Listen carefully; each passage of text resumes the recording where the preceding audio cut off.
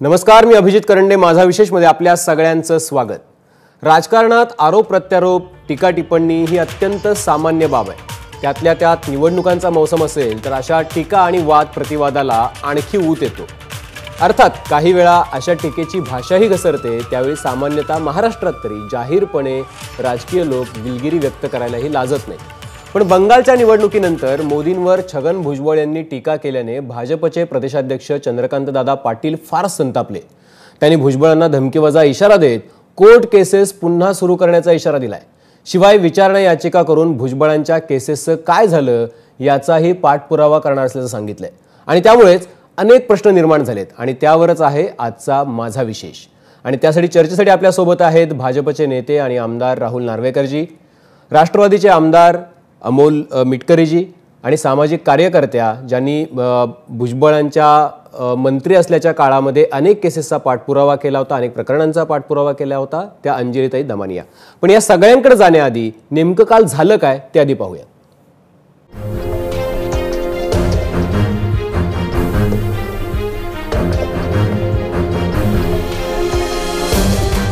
बंगालच्या निवडणुकीत भाजपला अपेक्षित यश मिळालं नाही आणि राष्ट्रवादी नेते छगन भुजबळांनी मोदींवर निशाणा साधला. मोदी साहेबांचा प्रधानमंत्री आणि यांचं म्हणजे बंगाल पण गेला आणि इकडे कोरोना पण वाढला. नाही एवढं इकडे लक्ष दिलं असतं तर निदान ही आजची परिस्थिती निर्माण झाली नसती. अर्थात राजकारणात अशी टीका टिप्पणी ही काही फार नवी गोष्ट नाही. पण मोदींवर टीका केल्यामुळे भाजपचे प्रदेशाध्यक्ष चंद्रकांतदादा पाटील चांगलेच संतापले आणि त्यांनी भुजबळांना थेट धमकीवजा इशाराच देऊन टाकला. मग त्यांनी आता कशाला बंगाल जरा तुम्ही जिथे आहात तिथे बोला ना. जामिनावर सुटला आहात, अजून तुम्ही निर्दोष झालेला नाही आहात, त्यामुळे तुम्ही फार जोरात बोलू नका, अदरवाईज फार महागात पडेल. आता चंद्रकांत दादांच्या या धमकीवजा इशारानं काही प्रश्न उपस्थित झालेत. ते म्हणजे राजकीय संस्कृतीत अशी सूड भावना ठेवून धमकीवजा इशारा देणं योग्य आहे का? भुजबळांना केवळ राजकीय हेतू ठेवून अडकवलं आणि पुन्हा भाजपच्या सहानुभूतीमुळे जामीन मिळाला का? चंद्रकांत दादांची वक्तव्य कोर्टाच्या परिघाला धक्का देणारी आहेत का, की केवळ वैयक्तिक टीकेमुळे व्यथित होऊन चंद्रकांत दादांनी हा उद्वेग व्यक्त केलाय? याच प्रश्नांची उत्तरं शोधण्याचा प्रयत्न आपण आजच्या माझा विशेषमध्ये करणार आहोत. म्हणजे तसं पाहिलं तर ही विधानं अतिशय साधी सरळ आणि राजकीय टीकाटिप्पणी रोजची असते त्यातलीच आहेत. पण तरीही चंद्रकांतदादा इतके का संतापले हा प्रश्न पडलाय. आणि हा संताप कालचा दुपारचा त्यांनी काल संध्याकाळी माझा विशेष कार्यक्रमामध्ये एबीपी माझे संपादक राजीव खांडेकर यांच्याशी बोलतानाही व्यक्त केला. त्यामुळे प्रश्न असा आहे, राहुल नार्वेकरजी सुरुवात तुमच्यापासून करतोय, की याच्यामध्ये काय असं वावगं बोलले होते भुजबळ की थेट धमकीवजा इशारा देऊन टाकला की बघा म्हणजे तुम्ही आता काय होऊ शकतं याच्यामध्ये? नाही, मला वाटत नाही हा धमकी वजा इशारा वगैरे काय होता. एक साधी गोष्ट आहे. नैतिक अधिकार कोणाला असतो एवढ्या जोर जोरात बोलून आरोप करण्याचा किंवा एखाद्या पंतप्रधानांबद्दल बोलण्याचा नैतिक अधिकार कोणाला असतो? जो माणूस स्वतः, एक इंग्रजीत म्हण आहे, the one who seeks justice has to come with clean hands. तर स्वतः यांनी ह्यांची कुवत बघावी, ह्यांची पार्श्वभूमी बघावी, ह्यांची चेकर्ड हिस्ट्री बघावी, ह्यांनी स्वतःची पार्श्वभूमी बघावी आणि त्यानंतर असे आरोप किंवा अशा टीका कराव्या. थोडक्यात एवढंच सांगण्यात आलं. आणि त्यामुळे पण राहुलजी असं असतं ना की प्रत्येक पक्षामध्ये अशा प्रकारचे नेते असतात. भाजपमध्ये सगळे अशा प्रकारचे नेतेच नाहीयेत का आरोप झालेले, की मग असं कुणी आरोपच करायचा नाहीये कुणावरती, किंवा भाजपच्या नेत्यांवरती आरोप करणाऱ्यांची काही वेगळी लिस्ट करायची का की यांनाच फक्त अधिकार आहे यांना नाहीये? हे बघा, अधिकार कोणालाही कोणी अधिकार घेऊ शकतो, पण तो अधिकार बजवायचा नैतिक अधिकार आहे काय प्रत्येकाने ठरवायला पाहिजे. आणि जेव्हा लोक विसरतात की आपल्याकडे तो नैतिक अधिकारच नाहीये, तेव्हा अशा लोकांना आठवण करून द्यायला लागते. आणि नंबर 2, आपण बघा, आज हे भुजबळ साहेब म्हणतात करोना वाढला. करोना वाढला, सर्वात जास्त मृत्यूचा दर आहे महाराष्ट्रात, सर्वात जास्त केसेस होत आहेत महाराष्ट्रात, मृतदेहांच्या बाजूला ट्रीटमेंट मिळते पेशंट्सना महाराष्ट्रात, सर्वात जास्त फेल्ड हेल्थकेअर मॅनेजमेंट आहे महाराष्ट्राची. आता ह्या सगळ्यासाठी तुम्ही काय मोदी साहेबांना दोष देणार आहात? स्वतःची कुवत नाही महाराष्ट्र चालवायची आणि बोट दाखवताय सेंटरकडे. काही ना काही एक विचारलं की आम्हाला सेंटरकडनं पैसे झाले नाही, आम्हाला सेंटरनी इंजेक्शनच दिले नाही, आम्हाला सेंटरनी यावंच केलं नाही. बाकी राज्य मॅनेज करतायत ना. प्रश्न असा आहे की कोविड मॅनेजमेंटचा प्रश्नच नव्हता, प्रश्न होता राजकीय टिप्पणीचा. तर तुम्ही म्हणताय की नैतिक अधिकार नाहीये. अमोल मिटकरीजी, तुमच्या नेत्यांना नैतिक अधिकार नाहीये, त्यामुळे मोदींवर बोलू नये असं स्पष्ट म्हणणं आहे राहुल नार्वेकरांचं. मोदी काही ब्रह्मदेव किंवा सत्यवादी राजा हरिश्चंद्र नाही आहेत. आणि 2001 मध्ये गोध्रा हत्याकांडाचे आरोप कोणावर होते? गुजरात मधले तडीपार, म्हणजे जे ज्यांच्यावर राणा अय्यूब यांनी गुजरात फाईल्स नावाचं पुस्तक लिहिलंय. मुग्धा कर्णिकांच्या सुद्धा आय एम अ ट्रोल या पुस्तकामध्ये शेवटी लिहिलेलं आहे की शेवटी जे चिखलातून उगवलेलं असतं त्या कमळाच्या लोकांच्या डोक्यात सुद्धा असं चिखलच असतं. हे जे गप्पा करतायत ना इथे भाजपचे जे काही प्रवक्ते आपण बोलावलेले आहेत, जे गप्पा करतायत, मला त्याचं त्यांना सांगणं आहे की जस्टिस लोया प्रकरणे अजून महाराष्ट्राची जनता विसरलेली नाही आहे. नंबर 1. नंबर 2, नैतिकतेच्या गप्पा आणि एखाद्याला अशा पातळीवर बोलणं धमकी देत आहे काय? NIA तुमच्या खिशातली, CBI तुमच्या खिशातली, सगळे शासकीय यंत्रणा तुमच्या खिशात आहेत. आता तुम्ही न्याय व्यवस्था सुद्धा खिशात घेण्याची ही मगरुरीची मस्तवाल भाषा जी चंद्रकांत दादांनी काल केलेली आहे, मुळामध्ये हे प्रकरण आपण समजून घेतलं पाहिजे. एक तर भुजबळ साहेबांनी त्या ठिकाणी ममता दिदींचं कौतुक केलं. ते फक्त भुजबळ साहेबांनी नाही केलं, राजनाथ सिंगांनी पण कौतुक केलं, प्रधानमंत्री नरेंद्र मोदींनी पण ममता दिदींचं कौतुक केलं, पवार साहेबांनी पण केलं. तो राजकीय शिष्टाचार असतो. मात्र महाराष्ट्राच्या सत्तेविना अस्वस्थ असणाऱ्या या नेत्यांना पतिव्रतेचे गुण वाखाणतात, शिंदळीच्या माथा तिळ कुठे असं ज्या पद्धतीनं होतं तसं यांचं झालेलं आहे. त्यामुळे काल जे भुजबळ साहेब बोलले त्यांनी त्या ममता बॅनर्जींचं कौतुकच केलंय की मेरी झाशी नाही दूंगी, असं ज्या पद्धतीनं झाशीची राणीने एल्गार केला होता तशा पद्धतीने मैं मेरा बंगाल नाही दूंगी, आणि त्यांनी त्याच्यावर प्रतिक्रिया दिली होती. त्यावर तुम्ही जामिनावर सुटलात. आता चंद्रकांत दादांवर किती फौजदारी गुन्हे आहेत? 420चे गुन्हे देवेंद्र फडणवीसांवर नव्हते का?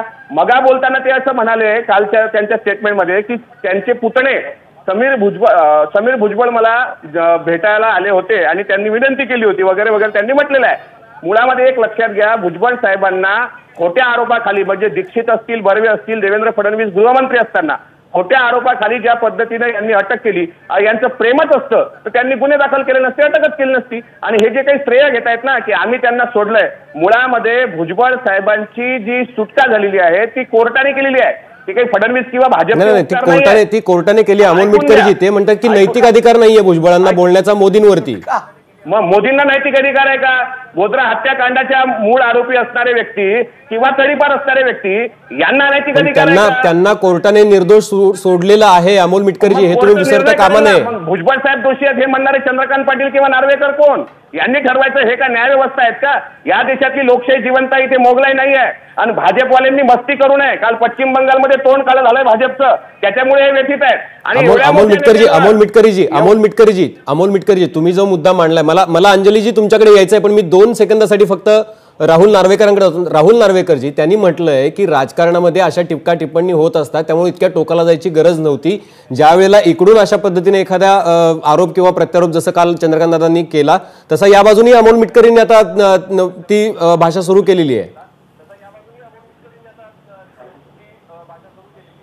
आता अमोल मिटकरी काय बोलतात त्याच्याकडे किती लक्ष द्यायचं हे संपूर्ण महाराष्ट्राला माहिती आहे. विधान परिषदेची जागा मिळण्यापूर्वी शरद पवार साहेबांबद्दल हेच अमोल मिटकरी काय बोलले ते महाराष्ट्राला माहिती आहे. त्यामुळे त्यात काही विशेष लक्ष द्यायची गरज नाही. नंबर 2, ह्यांना कायद्याचं नॉलेज शून्य दिसतंय. सन्मान्य मोदी साहेबांना सर्वोच्च न्यायालयाकडनं दोषमुक्त करण्यात आलं आहे. तुमच्या महान नेते भुजबळ साहेब अजूनही अंडर ट्रायल कॉन्व्हिक्ट आहेत, एवढं लक्षात ठेवा. Under trial. आणि त्यामुळे त्यांची कुठली मुक्तता सुक्तता काही झाली नाहीये. बेलवरती बाहेर आहे तो व्यक्ती. आणि एक लक्षात घ्या, बेलवरती बाहेर साध्या 420च्या गुन्ह्यात नाही, मनी लॉन्ड्रिंग आणि अँटी करप्शनच्या गुन्ह्यात बाहेर आहे. त्यामुळे स्वतःची कुवत किती आहे पंतप्रधानांबद्दल बोलायची त्यांना आठवण करून द्यायची गरज आहे. आणि त्यांच्यासोबत तुम्हालाही आठवण करून द्यायची आहे. स्टँड कसा बदलतो संपूर्ण महाराष्ट्राने बघितलंय.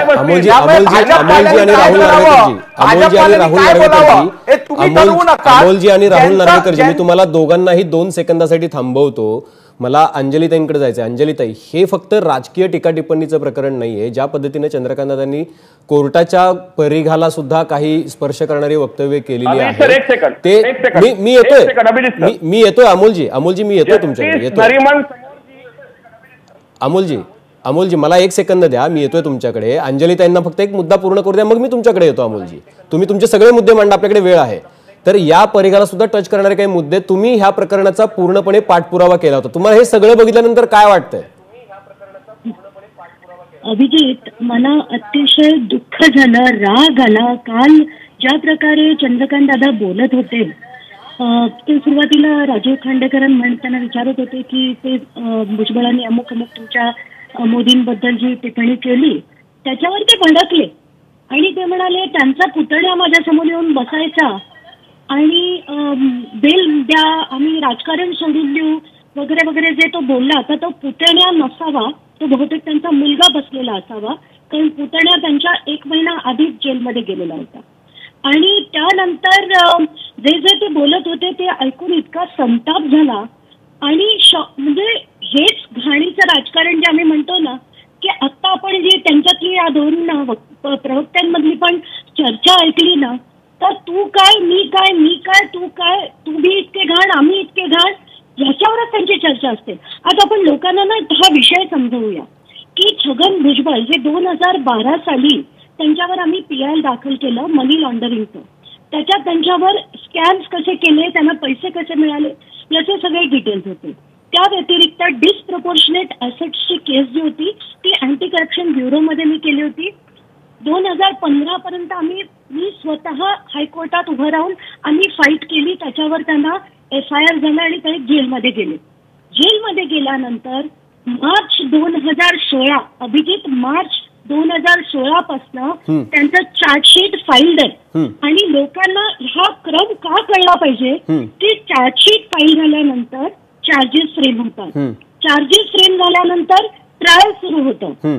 जोपर्यंत चार्जेस फ्रेम होत नाही तोपर्यंत ट्रायल सुरू होत नाही. तर नार्वेकर आता जे म्हणाले की ते अंडर ट्रायल आहे, तर ते अंडर ट्रायल अजून नाहीयेत, कारण ते चार्जेस फ्रेम झालेले नाही. आणि त्याच्यात महत्वाची गोष्ट अशी की सुप्रीम कोर्टाने एक ऑर्डर दिली होती की जेवढे MLAs MPs आहेत ज्यांच्यावर भ्रष्टाचाराच्या केसेस आहेत त्या फास्ट ट्रॅक कोर्टाने रिझॉल्व्ह कराव्या आणि चार्जेस फ्रेम झाल्यापासून 1 वर्षाच्या आत ट्रायल कम्प्लीट झाली पाहिजे.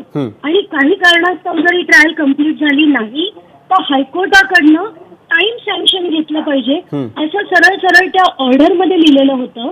म्हणून मी जेव्हा महाराष्ट्र गव्हर्नमेंट तेव्हा BJPचं होतं, ऐकून घ्या, भाजपचं गव्हर्नमेंट होतं, तेव्हा मी 2 RTI केले होते. पहिल्या RTI मध्ये मी विचारलं की हे फास्ट ट्रॅक कोर्ट केलं गेलं की नाही. त्याच्यावर मला उत्तर आलं की माझगावचं मॅजिस्ट्रेट कोर्ट हे त्याच्यासाठी फास्ट ट्रॅक कोर्ट सेटअप केलं गेलं. आता प्रश्न असा की मॅजिस्ट्रेट कोर्टाकडे PMLAच्या केसेस ऐकण्याच्या कुठच्याही पॉवर्स नाही आहेत. दे कॅनॉट हिअर इट. हे सेशन्स कोर्टातच झालं पाहिजे. म्हणजे हे जे सगळं केलं, म्हणजे पहिला प्रश्न की चार्जेस फ्रेम काय झाले नाहीत, त्याच्यामुळे ट्रायल सुरू होऊ शकली नाही. आणि तेव्हा लॉ अँड ज्युडिशरीचे जे मंत्री होते ते देवेंद्र फडणवीस स्वतः होते. असं असताना 3 वर्ष हे केलं गेलं नाही. मुद्दा नंबर 2, जे court fast track court setup केलं गेलं हे सुद्धा मॅजिस्ट्रेट कोर्ट केलं गेलं, हे देखील भाजपच्या काळात झालं. हे का झालं असे सरळ 2 प्रश्न. आज जर चंद्रकांत पाटील डिबेटवर असते ना, मी त्यांना अक्षरशः त्यांच्या वक्तव्याचा किस पाडला असता, त्यांच्या प्रत्येक शब्दाचा. नाही, पण राहुल नार्वेकर स्वतः वकील आहेत ना अंजलीजी, ते स्वतः सांगतील ना. नाही, तर त्यांनीच सांगावं मला की हे जाऊन मी क्रम सांगितला. जर मार्च 2016 त्यांच्यावरचं चार्जशीट फ्रेम होतं तर 2000 राहुल नार्वेकरजी भाजपचं सरकार होतं, मग ह्याच्यावर चार्जेस फ्रेम का केले गेले नाही? बोला नार्वेकरजी. अंजलीताईंना प्रॅक्टिकल कायद्याचं नॉलेज दिसतंय, पण थिअरॉटिकल नॉलेज थोडंसं मी त्यांचं वाढवू इच्छितो. की एखादा गुन्हा घेतल्यानंतर, एखादा FIR झाल्यानंतर त्याची इन्व्हेस्टिगेशन करायची पॉवर ही पोलिसांना असते, इन्व्हेस्टिगेटिंग एजन्सीजना असते.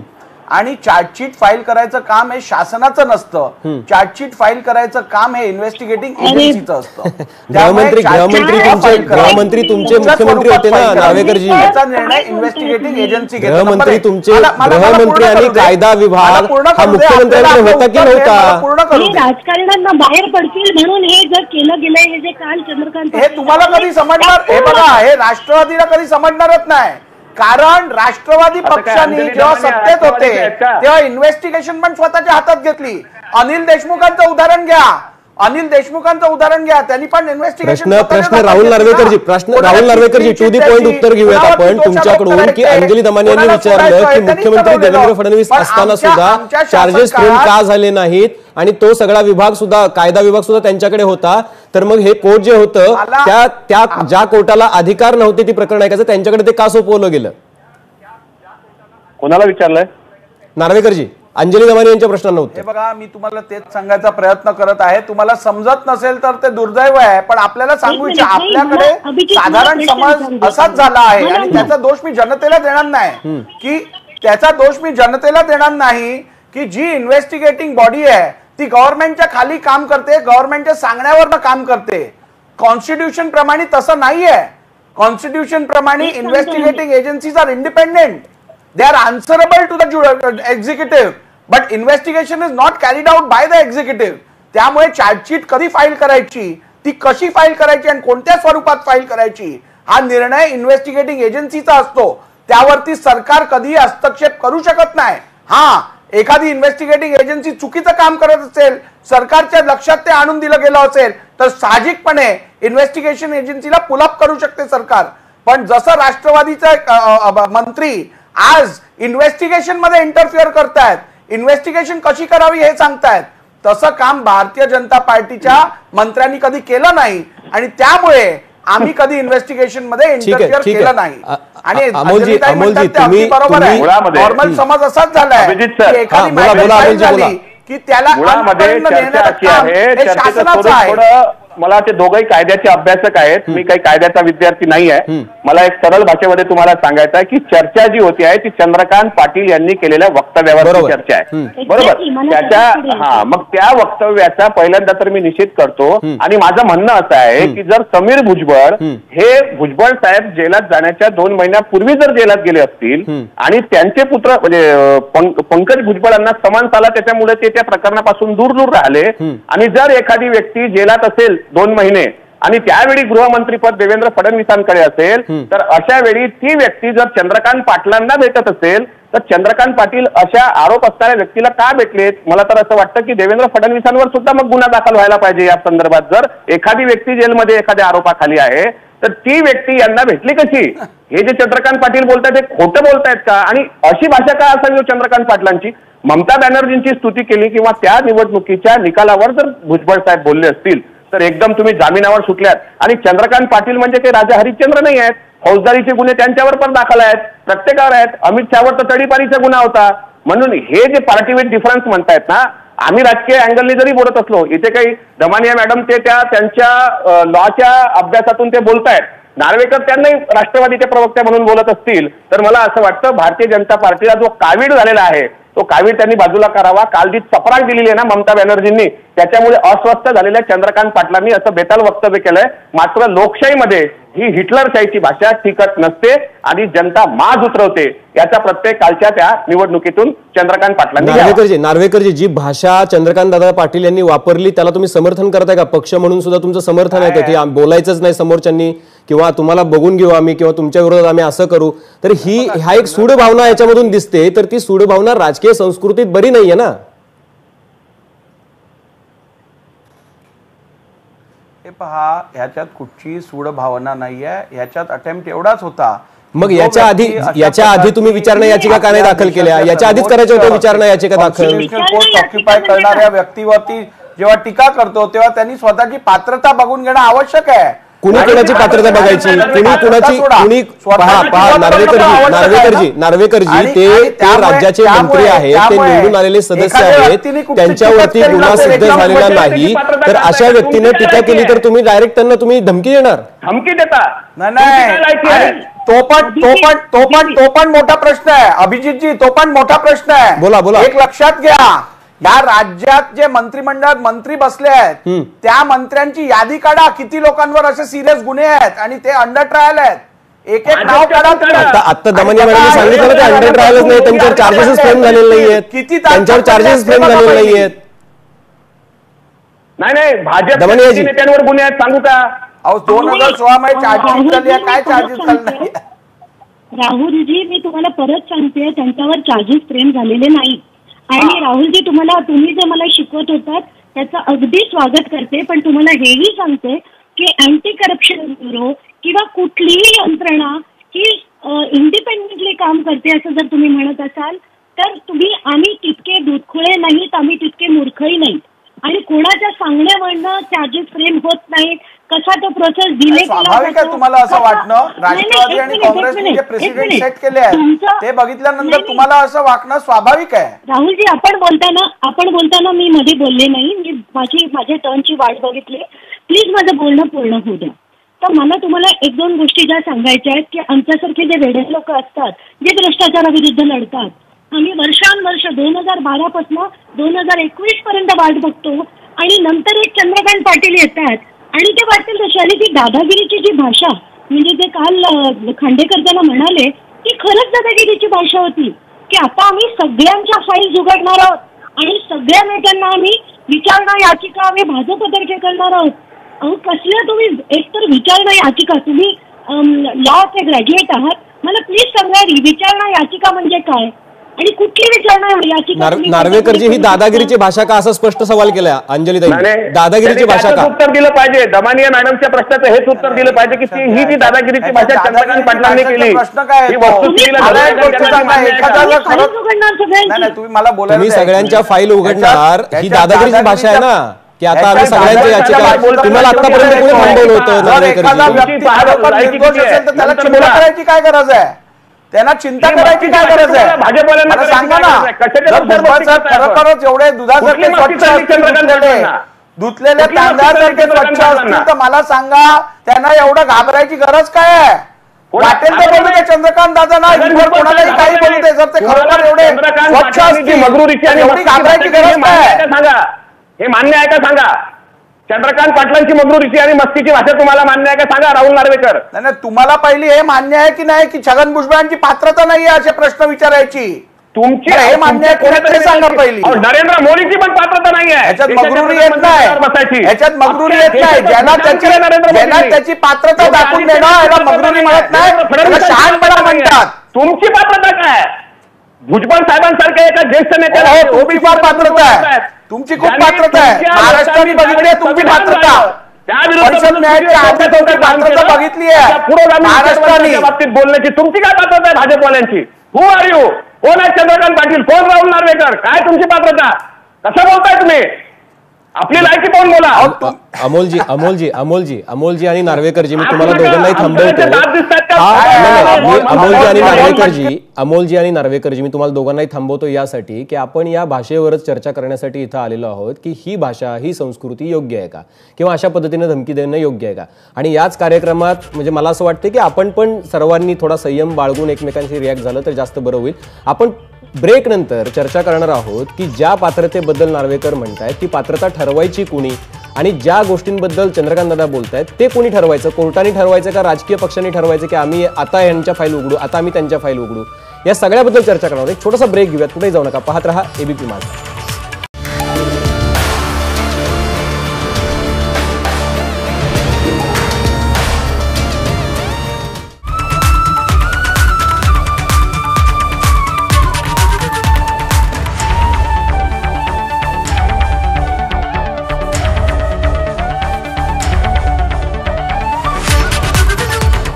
तर राजकारणामध्ये राजकीय संस्कृतीमध्ये महाराष्ट्रातल्या खूप सभ्यता आहे आणि ती संस्कृती जपण्याचं काम आजवर झालेलं आहे. मात्र त्याला छेद देणारं वक्तव्य काल चंद्रकांत दादांकडून झालं, त्यामुळे मोठी राळ महाराष्ट्राच्या राजकारणात उठलेली आणि त्यावरच आपली चर्चा चालू आहे.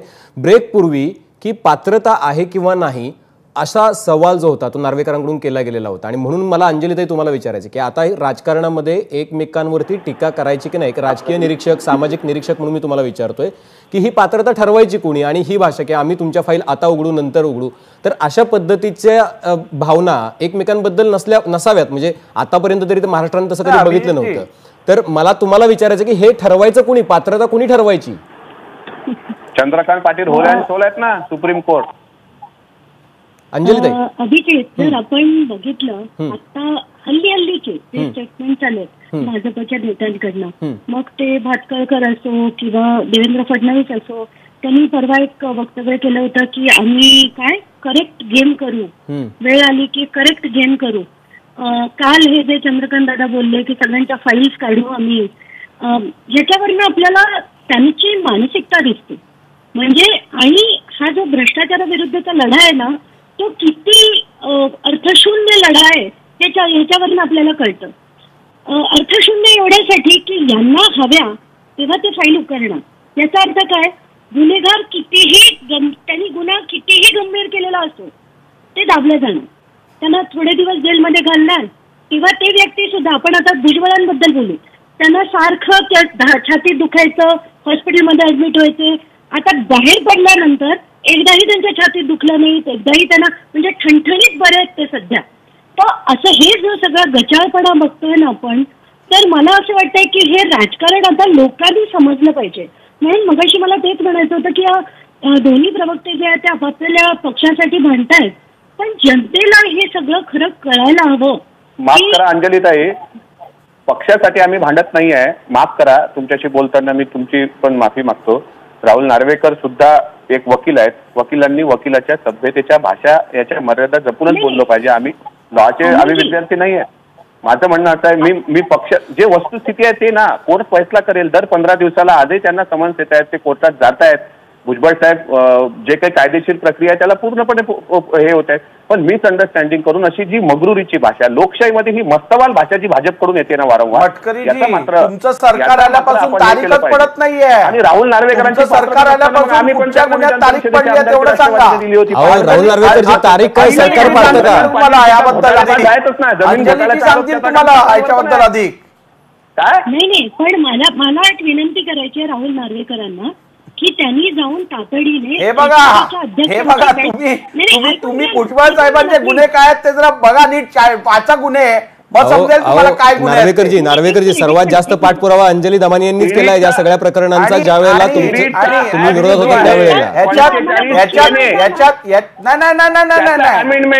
माझा सल्ला हा अमोल मटकरीना होता. मटकरीना माझा सल्ला होता. आणि नंबर 2, बघाच पासून आपण जे वारंवार सांगतायत फाईल उघडू, फाईल बंद करू, फाईल तपासू, फाईलचा शब्द मला तुमच्या सल्ल्याची नाही. चंद्रकांत दादा एवढंच म्हणाले. मला माझ्या आपण पहिली आपली पार्श्वभूमी बघा, आपण बघा आपल्यावरती कोणते गुन्हे आहेत आणि असं वक्तव्य जे करतील त्यांना त्याचे परिणाम भोगायला लागतील. जनता त्याचे परिणाम दाखवतीलच. अंजलीताई म्हणाल्या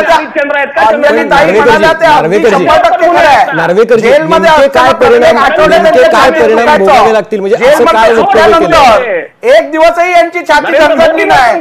महाराष्ट्रात एवढी विकट परिस्थिती येऊ नये त्यांची छाती मात्र धडधडली नाही. महाराष्ट्रातलं मोठं नाव आहे छगन भुजबळ. म्हणजे तुमच्यासारखी पात्रता नसणाऱ्या लोकांनी त्यांची पात्रता काढू नये माझं एवढंच म्हणणं आहे. माझं म्हणणं आहे अमोलजी आणि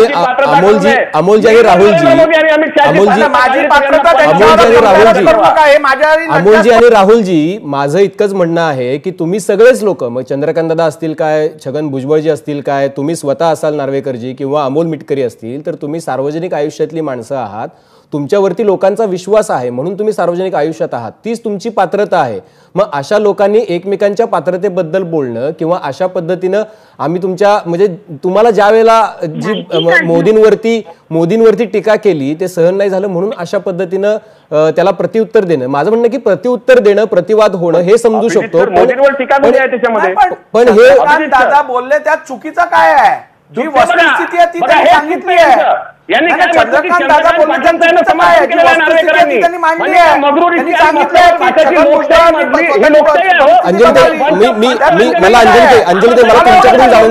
मला तुमच्याकडून जाणून घ्यायचंय अंजलीताई की चंद्रकांत दादा जे बोलले त्याच्यामध्ये खरंच काही चूक नव्हती जे नार्वेकर म्हणतायत त्यात काय चुकीचं बोलले असं म्हणतात. तुम्हाला असं वाटतं की खरंच काही चुकीचं नव्हतं, असं होत असतं राजकारणात असं तुम्हाला वाटतंय? अभिजित, ते बोलले ते अतिशय म्हणजे राजकारणाला काळीमा फासणारं होतं. सिरियसली. म्हणजे त्यांना एकतर फाईल उघडणं आणि एवढे वर्ष मग काय करत होतात तुम्ही? झोपले होतात का उठला नाहीत तेव्हा? बरोबर. का तुमचा भाजपा पक्ष, देवेंद्र फडणवीस, चंद्रकांत पाटील सगळे एसीबी ऑफिसमध्ये का गेले नाहीत? नाही ते म्हणतात, नाही ते म्हणतायत की कोर्ट बंद, ते म्हणतायत की तारीखच पडली नाही राष्ट्रवादीचं सरकार असल्यामुळे. नाही नाही नाही नाही नाही चुकीचं सांगतायत. सरकार त्यांचंच होतं. 2013चा केस आहे, 2013चा. दमानिया मॅडम, हा 2013चा केस आहे. सरकार त्यांचंच होतं, भाजपचं सरकार होतं राज्यामध्ये. अमोलजी एक मिनिट हे जे पिटिशन 2019 पासून परिस्थिती सांगा ना काय आहे ती. प्लीज ऐकून घ्या. प्लीज मला अंजली त्यांना 1-2 सेकंद बोलू द्या, कारण की त्यांना रोजच्या चर्चेची किंवा अशा गोंधळात बोलण्याची सवय नाही. एक्झॅक्टली. तर मला तुम्हाला एक जो फ्लो आहे तो सांगू दे. मला अंजलीताई, मला तुम्हाला फक्त एवढं सांगायचं की आपल्याकडे वेळ खूप कमी आहे. तुम्ही थोडक्यात मुद्दा मांडला तर बरं होईल. खूप वेळ कमी आहे अंजलीताई. भाजप जे राजकारण करताय ना ते अतिशय घाणीचं राजकारण आहे, अतिशय घाणीचं. आणि दोन्ही पक्ष जर आपण म्हटलं, महाविकास आघाडी म्हटली आणि एनडीए म्हटलं, तर ते दोघंही घाणीचंच राजकारण करतात. एकाकडे पोलीस आहे आणि एसीबी आहे, तर दुसऱ्याकडे सीबीआय, एनआयए आणि ईडी आहे. तर याचा जो वापर केला जातोय, पपेट सारखा वापर केला जातोय, तो थांबला पाहिजे. नक्कीच अत्यंत महत्त्वाचा मुद्दा आहे. अमोलजी आणि नार्वेकरजी, हा मुद्दा जो आहे तो आपण अजून किती ताणला तरी तुमच्या दोघांकडे भरपूर मुद्दे असणार आहेत की ज्याच्यावरती तुम्ही वाद प्रतिवाद करू शकता आणि आपल्या नेत्याला किंवा तुमच्या पक्षाला तुम्ही डिफेंड करू शकता. खरं तर वाद प्रतिवाद हाच राजकारणाचा मूळ पाया आहे. तुम्हाला डिसॲग्री होण्याची सुद्धा म्हणजे ते ॲग्रीमेंट तुमच्यामध्ये ती तुमच्याकडे समज असली पाहिजे. मात्र राजकारणामध्ये लायकी असेल किंवा बघून घेऊ असेल किंवा तुम्ही हे करायचं नाही, तुम्ही मोदी ह्यांच्यावरती टीका करणारे कोण किंवा तुम्ही त्यांच्यावरती टीका करणारे कोण, अशा प्रकारची ज्याला भाषा येते त्यावेळेला आपलं बेसिक मूलभूत जे अधिकार आहेत ते एकमेकांपासून कोणालाही त्याच्यावरती मॉरल पोलिसिंग करता कामा नये असं मला वाटतं. मात्र राजकारणामध्ये अशा गोष्टी होत राहतात.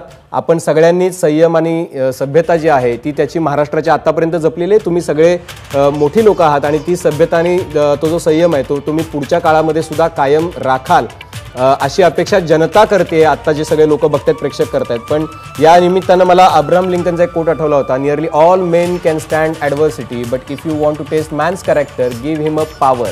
जे अंजली त्यांनी शेवटी सांगितलं की एकाकडे पोलीस आहेत, एसीबी आहे, दुसऱ्याकडे ईडी आहे, सीबीआय आहे, बाकीची यंत्रणा आहेत. तुमच्या दोघांकडेही पॉवर आहे, मात्र ती सत्ता, ती पॉवर जी आहे तेच आपलं कॅरेक्टर डिफाईन करते. त्यामुळे त्याचा वापर खूप जपून करावा लागतो, भाषेचाही वापर खूप जपून करावा लागतो. आपण दिलेल्या वेळेबद्दल मी तुम्हा तिघांचेही आभार मानतो. 5च्या बुलेटिनमध्ये आपण भेटणार आहोत माझ्या सहकाऱ्यांसोबत. तुम्ही पाहत राहा एबीपी माझा.